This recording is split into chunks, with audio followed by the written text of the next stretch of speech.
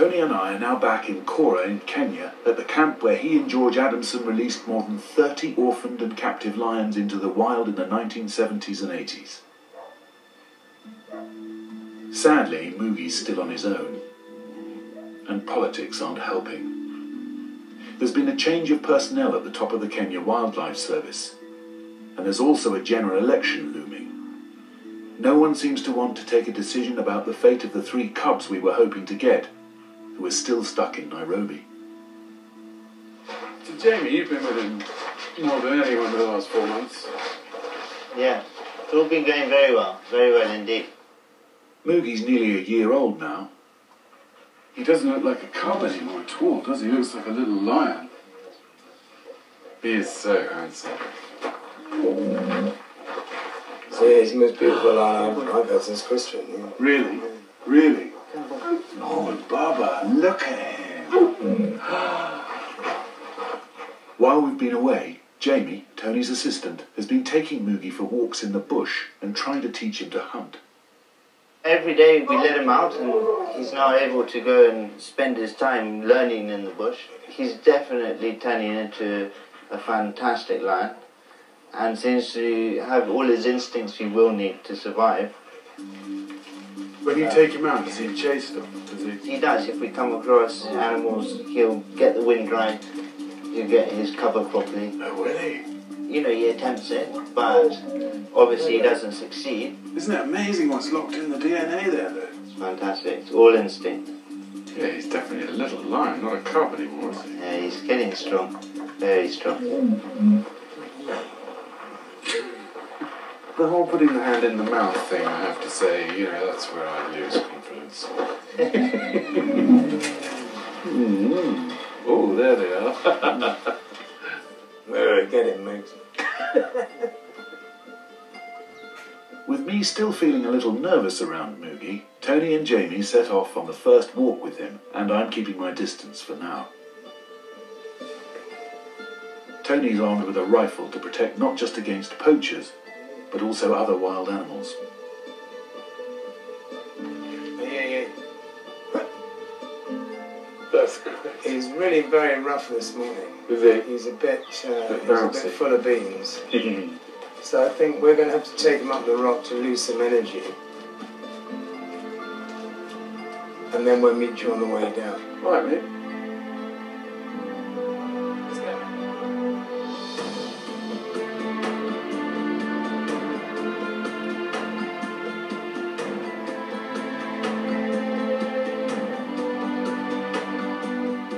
Then finally I get my chance.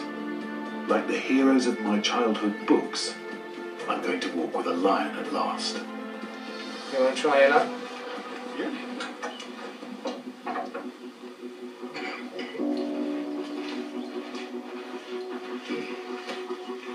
I thought you didn't feed him yesterday. No, we didn't, that's why. So he had a lot of meat the night before we took him to the river.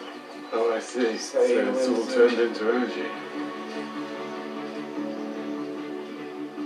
Once or twice, I'm sure I spot Mugi hungrily eyeing me up.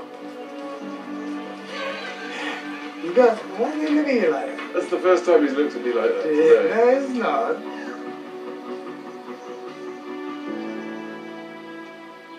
I'm sorry we couldn't take you up the hill, Martin, but, you know, he was just a bit too boisterous, you know. I'm grateful for your caution. Well, I don't want to have to deal with your insurance company. There must be a confusion there between, is this my sibling or is this my lunch? No. Is this my friend or is this prey? Is play. They do have their claws out, and they do have their teeth, and it's all a learning process and a fun process and activity. You know, play is incredibly important. Yeah. He liked me up the tree, didn't he? He was like a kitten hitting at your stick, wasn't he? Boof. What are you doing up there, Megan? What are you doing up there? Hey? That's a sort of history repeating itself. I was just like that. I was exactly the same. I'd be the guy up the tree, lions all over me, and now it's Jamie, and I'm walking along like the old fart.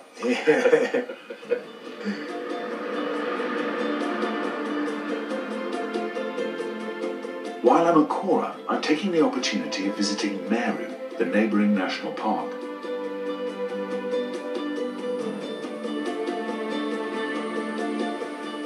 Like Cora, Mary was decimated by poachers and cattle herders at the end of the 20th century and was almost totally stripped of its wildlife.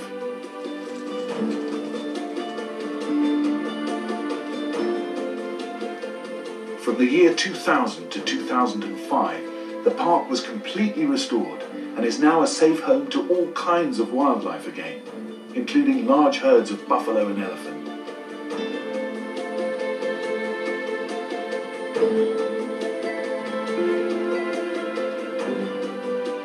This is what Cora could become, and Moogie is just the beginning.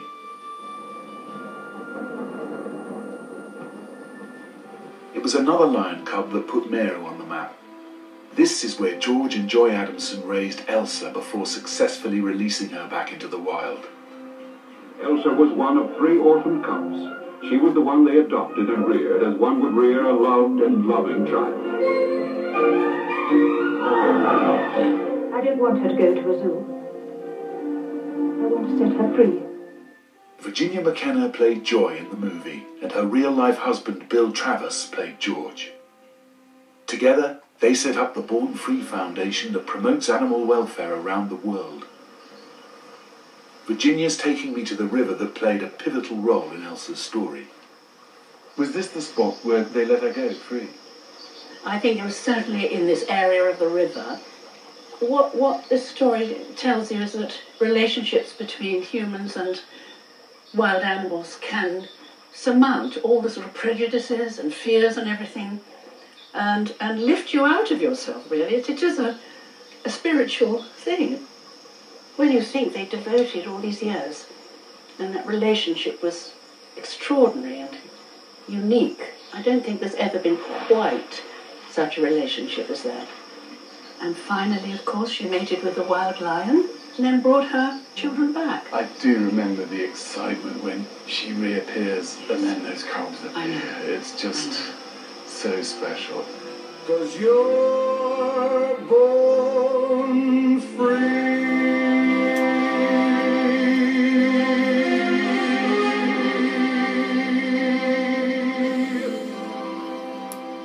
The inspiration that George has left in the hearts of so many, Tony and us, and all the people who never met him as well, you know, that's what carries on. That's the spirit of Elsa that carries on. In that spirit, Tony and I are planning to set Moogie free in about a year's time. But back in Cora, there's some disturbing news. Poachers have been active close to the camp. Accompanied by armed rangers from the Kenya Wildlife Service, the KWS, we go searching for the evidence.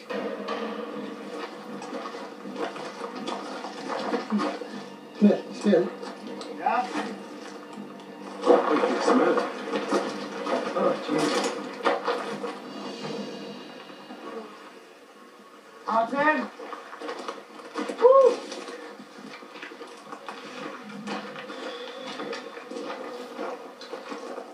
Very, very young, about 11 to 12 years old.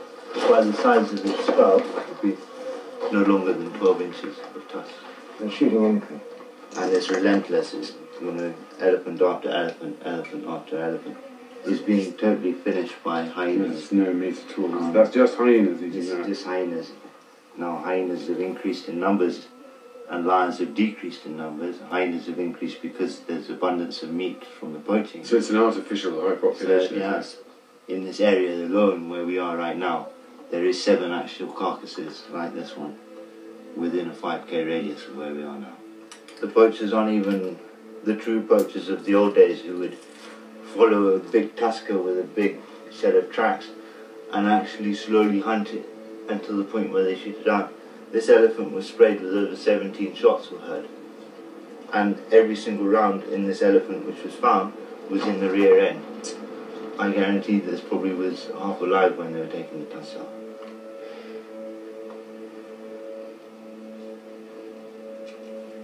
It's a tragic story. Back in camp, we watched some of the old movies of Cora in its heyday when wildlife was more abundant. But times have changed since then, and not for the better. We must have had, I don't know how many, there were rhino everywhere in Kora. First 3-4 years I was here.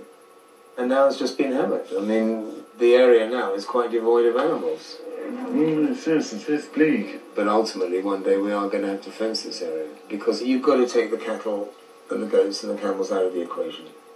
Nowadays, the line in the sand is a fence that costs you $30,000 a kilometre. Yeah. But that's the change, isn't it? In George's day, you were just letting him out there, yeah. And now you've got to safeguard there so that you can let them out again. Yeah.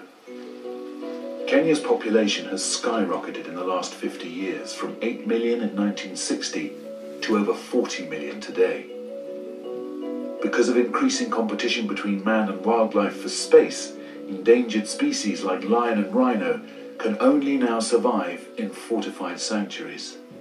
Do you find it at all frightening to carve a huge, ugly, man-made fence through a bit of the world's most beautiful country just to protect the animals you used to just... Well, they're quite pretty compared to the destruction done by 200,000 head of camels, a million head of cattle and goats and God knows what else, We heard about those 3 lion cubs orphaned in Kenya just after we dropped Moogie off here. Yeah, no, I had the clips. And then, yes. And the director was all for it, everyone was all for it. So what blocked that?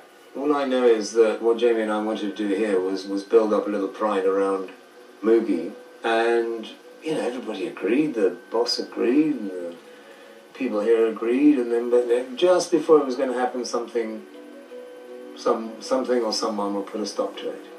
I spend my whole time now in Nairobi just meeting with various officials, and it's only very recently that the deputy director said at the meeting, I've changed my mind about the whole LAN program, and to be able to start up with a few young lions and build up a decent-sized pride and put it back, he said, I'm all behind it. In order to fulfill George's vision, Tony is hoping Moogie will be a trailblazer, and eventually, along with other lion cubs, create the basis of a thriving reserve in honour of the man who was murdered here.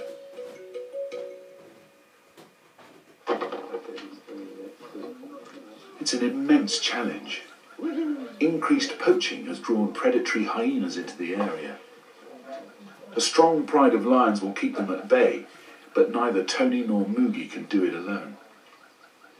Really lovely to see him just hop out and walk off into the sunrise there. It's completely like George and Tony, just the rifle, the shirt, wandering off. And he obviously loves Jamie, doesn't he? Jumping up and hugging him like a dog waiting for his walk, pounding on the door.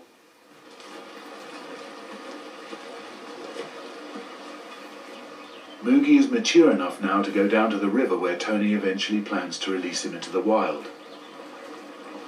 Look at him there, king of all he surveys.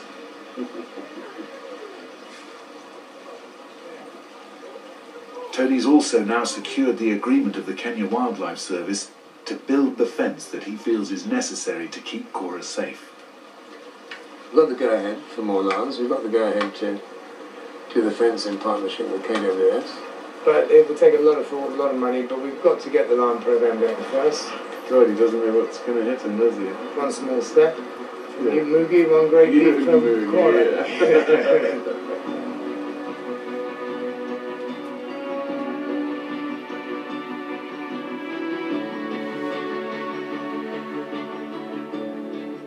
Moogie and I are getting to know each other a lot better now, and I'm beginning to feel much more relaxed around him.